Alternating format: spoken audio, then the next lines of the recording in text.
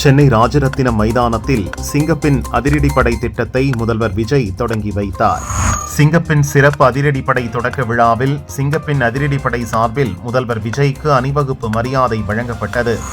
ஆட்சி அதிகாரம் கையில் இருக்கும் மமதையில் பெண்களை பாலியல் ரீதியாக வேட்டையாடுவதிலும் பாதிக்கப்பட்டவர்களை மிரட்டி பணிய வைக்க முயல்வதிலும் ஆனானப்பட்ட திமுகவையே மிஞ்சிவிட்டது தாவேக என நயினார் நாகேந்திரன் விமர்சித்தார்.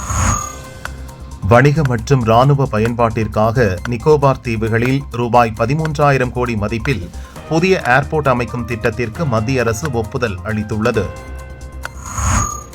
திருநெல்வேலி, தேனி, கன்னியாகுமரி மாவட்டங்களில் நாளையும் நாளை மறுநாளும் கோவை, நீலகிரி, வேலூர், திருப்பத்தூர், கிருஷ்ணகிரி, தருமபுரி, ஈரோடு, சேலம் ஆகிய மாவட்டங்களில் வரும் 12ஆம் தேதியும் இடி, மின்னல் மற்றும் பலத்த காற்றுடன் கனமழை பெய்யும் என சென்னை வானிலை மையம் தெரிவித்துள்ளது.